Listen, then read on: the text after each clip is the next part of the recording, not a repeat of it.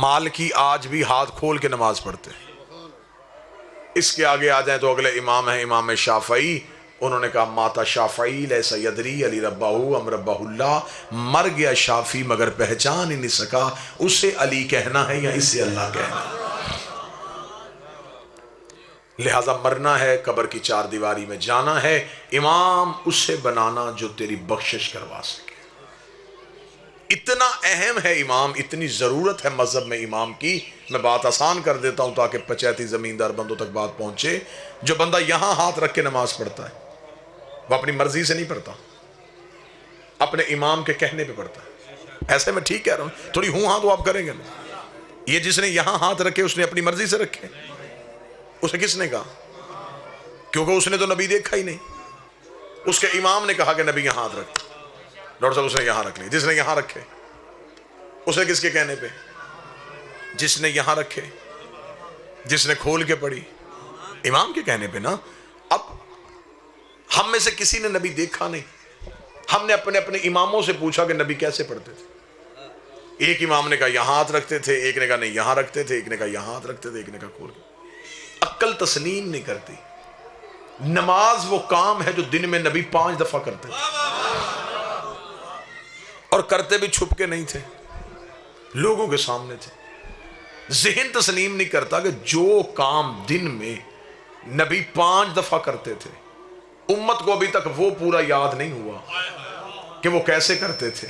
کس قوم سے آپ علی ولی اللہ منوا رہے ہیں جو کام دن میں نبی نے 5 دفعہ کیا، ابھی تک یہ اس میں جھگڑ رہے ہیں؟ غدیر تو ایک دن آیا تھا، غدیر میں سارے مسلمان اکٹھے کیسے ہو جاتے؟ ابھی تو یہ نماز پہ اکٹھے نہیں ہوئے۔ کوئی کہتا یہاں ہاتھ رکھتے تھے، کوئی کہتا یہاں ہاتھ رکھتے۔ یہ جو فرق آیا نا اماموں کا، جھگڑا شیعہ سنی کا نہیں، جھگڑا ہے اماموں کا۔ ایک امام نے یہاں رکھوا دیے، ایک نے یہاں رکھوا دیے، ایک نے یہاں رکھوا دیے، ایک نے کھلوا دیے۔ یہ جو فرق تھا، اسی فرق سے فرقے بن گئے۔ جس نے جس فرق کو سچا سمجھا اس نے کہا میرا فرقہ سچا ہے۔ آج یہ فلاں کی مسجد، یہ فلاں کی مسجد، یہ فلاں کی مسجد، یہ فلاں کی مسجد، ایک گاؤں 8 مسجدیں، 8 کی 8 میں نماز اللہ کی ہو رہی ہے، لیکن 8 کے امام علیحدہ ہیں۔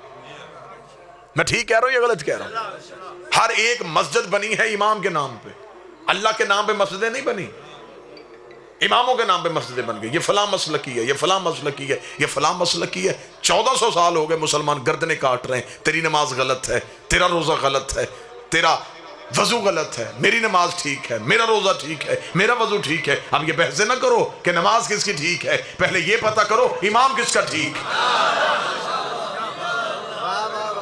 جس کا امام ٹھیک ہوگا اس کے عمل ٹھیک ہوں۔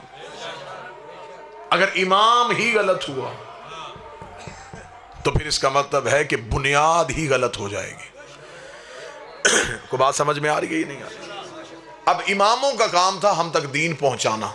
چلے بات بڑی آسان کر دیتے ہیں اور بالکل مختصر کر دیتے ہیں۔ پڑھنے والے احباب تشریف فرما ہیں، حکم کی تمیل ہو گئی، دارین کا حکم تھا، میرے بھائی عدنان کا حکم تھا، وعدہ وفا ہو گیا۔ بس آخری سطرے کو میں آپ کے سامنے اب مجمع سے میں نتیجہ لوں گا، اور نتیجے کے بعد میں آپ کو سلام کر دوں گا کہ دین لینا کس سے چاہیے، اور میں ایسی بہترین دلیل دوں گا کہ آپ کے ذہنوں میں ساری زندگی یہ دلیل رہے گی۔ میں آپ کے سامنے تقریر کر رہا ہوں، 35-40 منٹ تقریر کرنے کے بعد میں اعلان کروں کہ جو میں نے تقریر کی ہے میرے مجمع سے کوئی بندہ اٹھ کے مجھے لفظ بلفظ سنائے۔ ایسا ہو سکتا ہے؟ جو خاموش بیٹھے ان کا دعویٰ ہے نہیں سنائی جا سکتی، کیونکہ آپ سن رہے ہیں، یاد نہیں کر رہے۔ یاد بھی کر سکتے تو پھر بھی غلطی تھی، آپ لکھ بھی رہے ہوتے تو پھر بھی غلطی تھی۔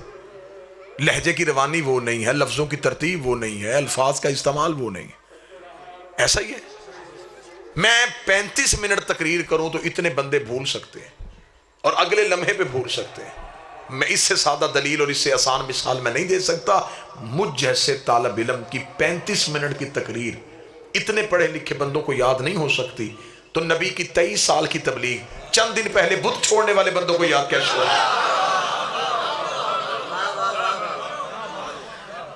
مثال بڑی آسان اور اسی سے میں نتیجہ دے دوں۔ میں تقریر کروں، میں تقریر کرنے کے بعد میں چلا جاؤں۔ تقریر میری ایک تھی، یہ 150 100 150 بندے نے سنی، یہ لوگ اپنے اپنے گھروں میں گئے. کسی نے پوچھا کہاں گئے تھے؟ جی مجلس پہ گئے تھے. وہاں کون آیا تھا؟ وہاں جو خطیب آیا تھا آصف الوی. کیا پڑھا اس نے؟ اب آپ نے میری تقریر اپنے انداز میں سنائی, آپ نے اپنے طریقے سے سنائی. تقریر میری تھی, سنائی آپ نے. اب آپ نے جب اپنے طریقے سے سنائی تو میری اور آپ کی تقریر میں فرق آ گیا. وہ بات جب اگلے کان تک پہنچی تو تقریر بدل چکی تھی. جس بندے کو آپ نے سنائی وہ مجھے گجرات ایک مجلس میں ملا. اس نے کہا جی آپ مچھیانہ گئے تھے؟ جی گیا تھا. آپ نے یہ تقریر کی تھی؟ میں نے یہ تو نہیں کی تھی. وہ کہے گا جس نے مجھے سنائی اس نے یہ سنائی. تو اس کا مطلب ہے جتنے راوی بدلتے گئے. میں تو دین کا بالکل آغاز آپ کے سامنے سنا رہا ہوں. ابتدائیہ ہوا کیا دین کے ساتھ, یہ ڈھونگ دین کے ساتھ کیا ہوا, یہ آج تک فرقوں میں ڈرامہ کیا ہے. جتنے راوی بدلتے گئے اتنی تقریر بدلتی گئے. قصور میرا نہیں, قصور ہے راویوں کا. راویوں نے میری تقریر کمزور کر دی. قصور نبی کا نہیں. نبی نے ایک دین بنایا تھا, ایک ہی دین بتایا تھا. جیسے راوی بدلتے گئے ویسے دین بدلتا گیا. جو نبی کی اور بتانے والے کی تقریر میں فرق آیا, اس فرق سے فرقہ بن گیا. ایک نے کچھ سنایا, دوسرے نے کچھ سنایا, تیسرے نے کچھ سنایا. دین ایک تھا, باہر نکلا, کئی حصوں میں تقسیم ہو گیا. اب آپ کہیں گے جی آپ شیعوں نے بھی تو فرق لیا, آپ نے کہاں سے لیا؟ ہم مطمئن ہیں. اب میں اپنا اطمینان آپ کو سنانے لگا ہوں, اور اتنا اچھے طریقے سے سنانے لگا ہوں کہ میرا خیال ہے کہ پھر پوری زندگی آپ کو یہ جملہ یاد رہے گا. میں نے کہا کہ تقریر آپ لوگوں کو یاد نہیں ہوئی, آپ نے آگے سنائی, فرق آ گیا. ایسا ہی ہے جی. اب جس بندے نے میری تقریر مکمل لینی ہو وہ ان میں سے کسی بندے سے نہ پوچھے.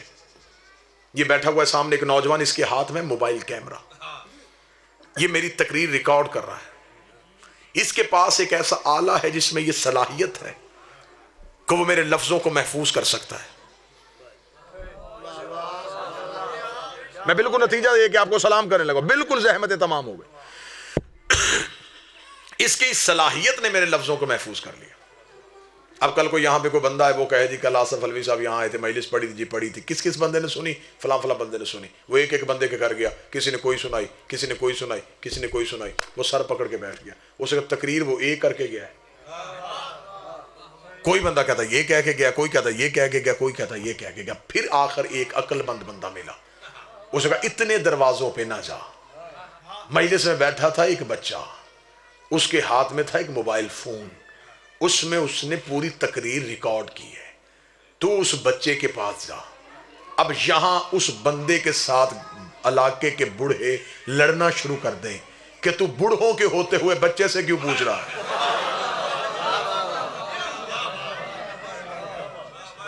جب اتنے باشعور باریش بزرگ مجلس میں بیٹھے تھے, وہ کہے گا میں ان بزرگوں کو کیا کروں جن کو تقریر ہی یاد نہیں. اس بچے کے پاس وہ صلاحیت تھی جس نے تقریر کو محفوظ کیا ہوا ہے. اگر وہ بندہ اس موبائل فون کو محفوظ کر لے, 25 سال کے بعد بھی اسے آن کرے, میں ویسے ہی بولنا شروع کر دوں گا جیسے اب بول رہا ہوں. نہ لہجہ بدلا, نہ لفظ بدلے, نہ جملے بدلے, نہ تقریر بدلی, نہ ماحول بدلا. ہر چیز دوبارہ پھر وہیں کی وہیں تازہ ہو گئی. مجھے عزت قرآن کی قسم ہے, ہمیں گالیاں دے لو, ہمیں دیواروں پہ کافر لکھ دو, ہم شیعوں کو مشرک کہہ دو, ہم بڑے مطمئن ہیں دین کے معاملے میں. ہم نے دین بادشاہت سے نہیں لیا, ہم نے دین لیا ہے امامت سے. نبوت بول رہی تھی, امامت محفوظ کر رہی تھی. نبوت بول رہی تھی, امامت محفوظ کر رہی تھی. 25 سال کے بعد علی نے آ کے مدینے کی مسجد میں نماز پڑھائی تو اندھے صحابی نے چیخ مار کے کہا آج محمد والی نماز یاد آئے.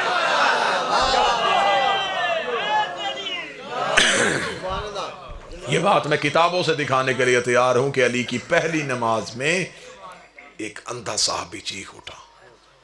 اس نے کہا آج محمد والی نماز یاد آئی. اس کا مطلب ہے کہ اس دور میں جو علی تک حکومت پہنچی, اس دور میں نہ نماز وہ رہی تھی, نہ روزہ وہ رہا تھا. لوگوں نے دین اپنی مرضی کے مطابق استعمال کیا. لوگوں نے اپنے آپ کو بچانے کے لیے دین استعمال کیا. امامت نے دین بچانے کے لیے اپنا آپ آگے کیا. خلافت کی بیعت میں اور امامت کی بیعت میں بڑا فرق ہوتا ہے۔ یزید نے بیعت مانگی تھی نا حسین سے، میں ایک جملہ کہوں گا بیعت کا، اصل بیعت کسے کہتے ہیں؟ نبی کے دور میں بیعت اور تھی، نبی کے بعد بیعت کا انداز ہی بدل دیا گیا۔ اگر ایک جملہ دارین غور سے سن لیا جائے تو میرا خیال ہے ایک جملے کے بعد پھر زیادہ وضاحت کی ضرورت نہیں پڑے گی۔ جب نبی بیعت کرواتے تھے تو جب نبی بیعت کرواتے تھے نبی تب بھی رسول ہوتے تھے، جب بیعت ختم ہوتی تھی نبی تب بھی رسول ہوتے تھے۔ نبی نہیں بدلتے تھے، لیکن جو بیعت کرنے والا آتا تھا وہ آتا کافر تھا، جاتا مسلمان تھا۔ بیعت کرنے والا بدلتا تھا، بیعت لینے والا نہیں بدلتا تھا۔ ان کی بیعت کرنے سے نبی میں قدم اضافہ نہیں ہوتا تھا کہ نبی کو اب خدا نے کہہ دیا کتنے لوگوں نے تیری بیعت کر لی ہے تو اب تو سید الانبیاء ہو گیا، اس سے زیادہ لوگوں کو کروا پھر تو سید المرسلین ہو جائے گا۔ نہیں، جو نبی کا سٹیٹس تھا وہی کا وہی رہا۔ بیعت کرنے والے بدلتے گئے، نبی نہیں بدلا۔ نبی کی بیعت میں اور لوگوں کی بیعت میں فرق سمجھاؤں۔ نبی کے دور میں بیعت کرنے والا آتا کافر تھا، جاتا مسلمان تھا، اور نبی نبی رہتا تھا۔ جب نبی کے بعد خلافت والوں نے بیعت کروائی طریقہ بدل گیا۔ جو بیعت کرتا تھا وہ آتا بھی مسلمان تھا، جاتا بھی مسلمان تھا، اور جو بیعت کرواتا تھا جب وہ بیعت کرواتا تھا تب وہ صرف مسلمان ہوتا تھا، جب بیعت ہو چکتی تھی تو پھر وہ خلیفہ ہو جاتا تھا۔ بیعت لینے والا بدلا، بیعت کرنے والا نہیں بدلا۔ نبی کے دور میں بیعت کروانے والا نہیں بدلا، بیعت کرنے والا بدلا۔ لوگوں نے دین کو بادشاہت سمجھ لیا، لوگوں نے دین کو حکومت سمجھ لیا، انہوں نے حکومت کی خاطر مذہب قبول کیا تھا، لیکن آل محمد نے ہر دور میں دین بچانے کے لیے قربانی دی۔ یہی تو وجہ ہے کہ جب بیٹے ختم ہو گئے تو پھر بیٹیاں بازاروں میں آ گئی۔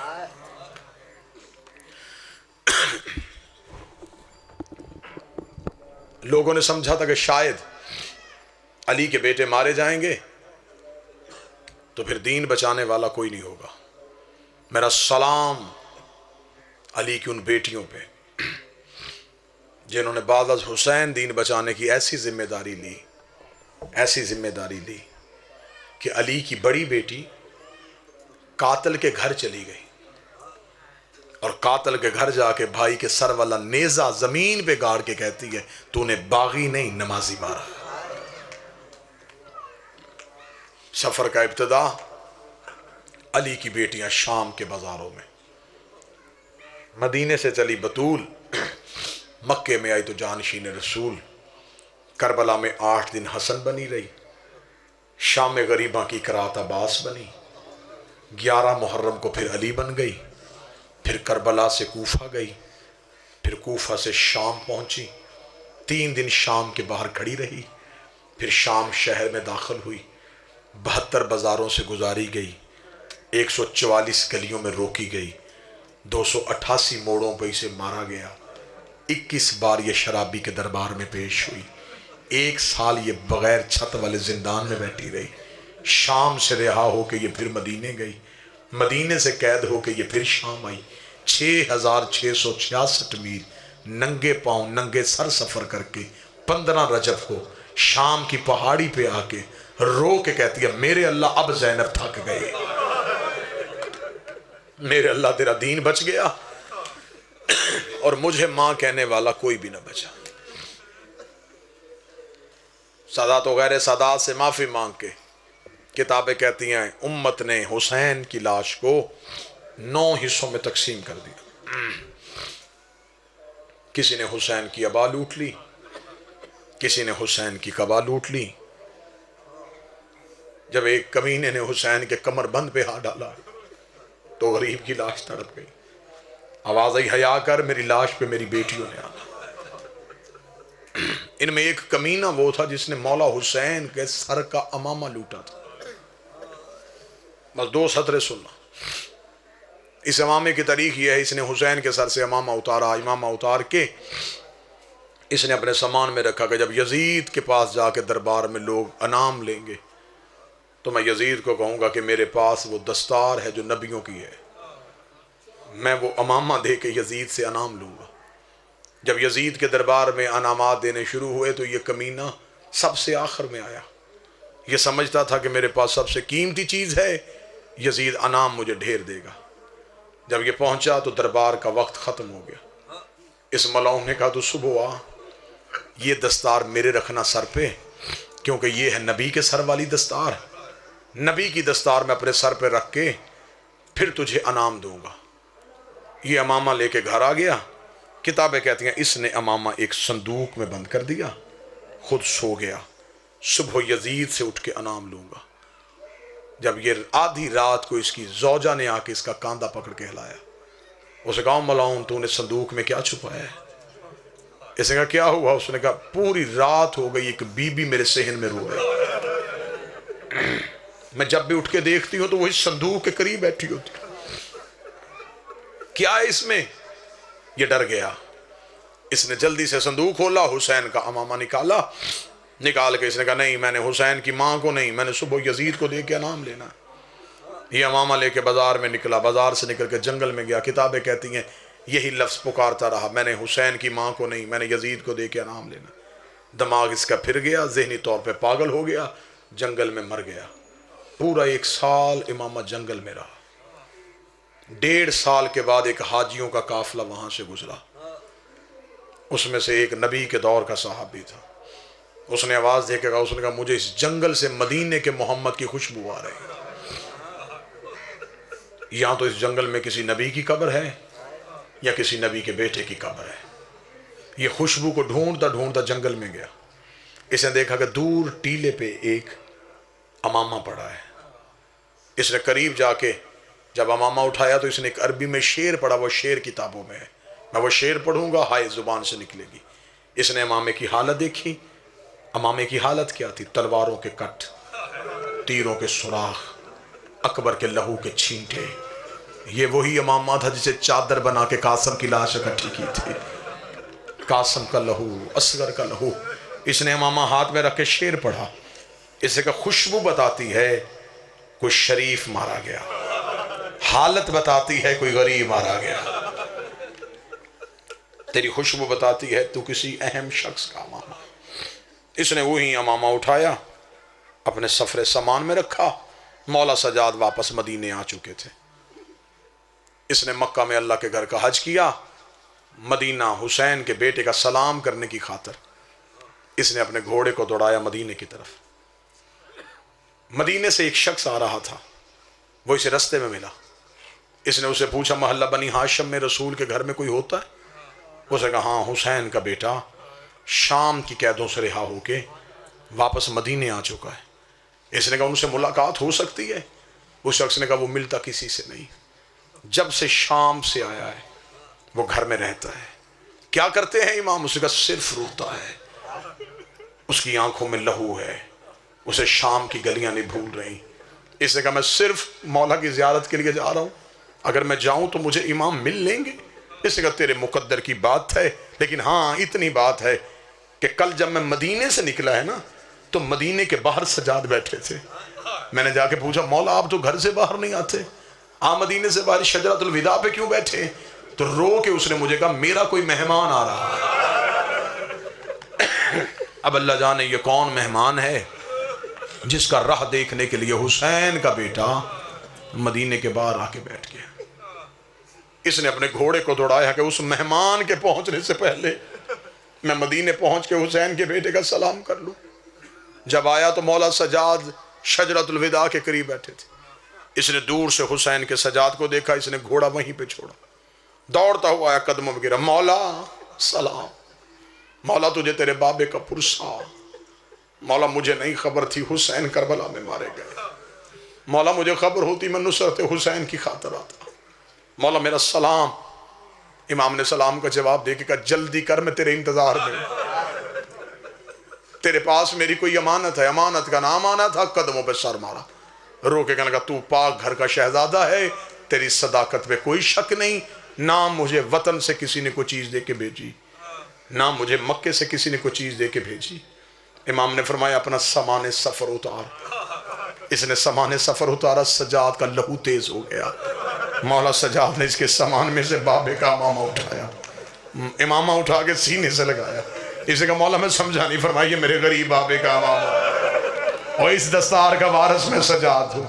اب آخری جملے میں پڑھنے لگا ہوں، کتابیں کہتی ہیں سجاد امامہ لے کے گھر کی جانب چلے، ادھر محلہ بنی ہاشم میں سجاد کا قدم آیا، زینب رو کے کہتی ہے فضہ دروازہ کھول، مجھے حسین کی خوشبو آ رہی ہے، مجھے ایسے لگتا ہے میرا حسین وطن واپس آ رہا ہے۔ اتنا کہنا تھا، علی کی بیٹی نے گھر کا دروازہ کھولا، سجاد ہاتھوں میں بابے کا امامہ لے کے کھڑا تھا، رو کے کہتا اماں بابا تو نہیں آیا، غریب کا امامہ آ گیا ہے۔ اتنا کہنا تھا، علی کی بیٹی کی آواز ہے فضہ ہر سیدزادی سے کہ اپنے اپنے حجرے سے باہر آئے، میں سجاد کے سر پہ دستار باندھنے لگی ہو۔ 2.25 سال بعد سجاد زمین پہ بیٹھا، علی کی بیٹی نے حسین کا امامہ سجاد کے سر پہ رکھا، کبھی زینب بے ہوش ہو جاتی، کبھی کلثوم بے ہوش ہو جاتی، رو کے کہتی اٹھ حسین، دیکھ تیرا سجاد تیری دستار کا وارث بن گئے۔ اللہ لعنت اللہ علی القوم الظالمین وسلم۔